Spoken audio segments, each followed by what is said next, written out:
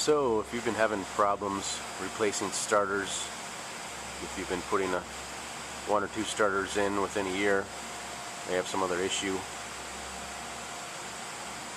Maybe one of your cables is not good, so you want to do what's called a voltage drop test.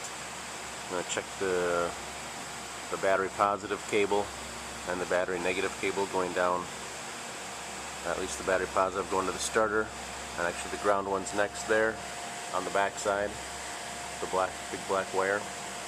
We'll check the battery positive cable first. We got to have a connection right there on the post, and we'll go up to the battery.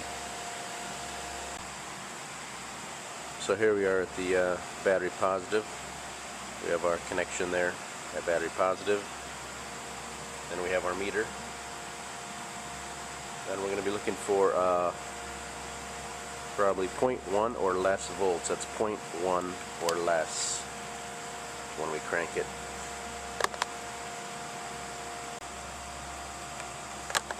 We also want to disconnect fuel or ignition for this so it doesn't start. I'm going to go ahead and probably disconnect spark right here. We're going to put this to ground somewhere, then it won't start. And we'll hold the pedal down to the floor to keep it in the clear flood mode.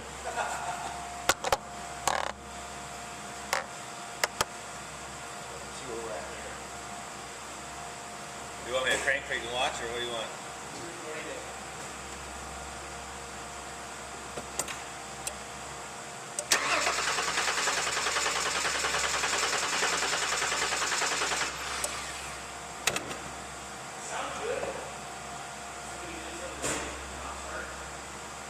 Couple things. So we move to the negative side here, and then we have our connections on the bottom at the battery negative.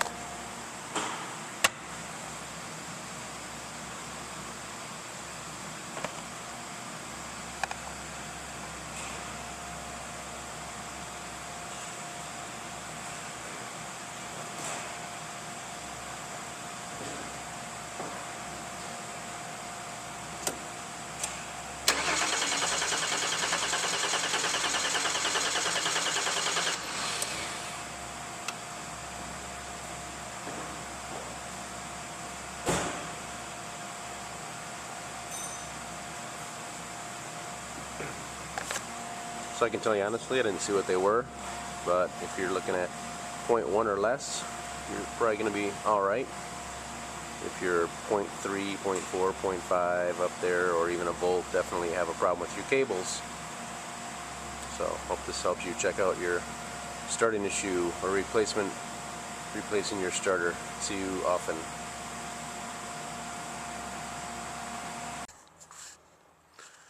So I think I'll add this onto my Ford Taurus video. So here you go. This is a GM that just came in the shop with a starting.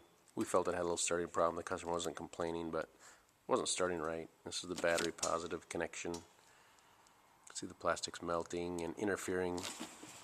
It's interfering with actually mounting up to the battery there. You can see almost 50% of it is blocking the metal from actually connecting. So if you're having a starting problem, been going through starters, or it just doesn't sound right, and you replace the starter and you're still having problems. Of course, if you replace the battery, you might just come across this, but you gotta have good connections of the battery. It should look like that. So we'll clean this all up and fix it, make it all shiny new. I was doing a voltage test on this, and I had 13.58 volts here when I was doing my test, but at the alternator in the back, right back here, I had 14.5 volts. So this crappy connection here was costing me a 1 volt. So that's too much of a voltage drop, 1 volt. As we talked about, it should be 0.1. Actually, my meter was, my voltmeter was reading 2 volts, I think. It was 12.58 volts, so I lost 2 volts. Can't afford 2 volts.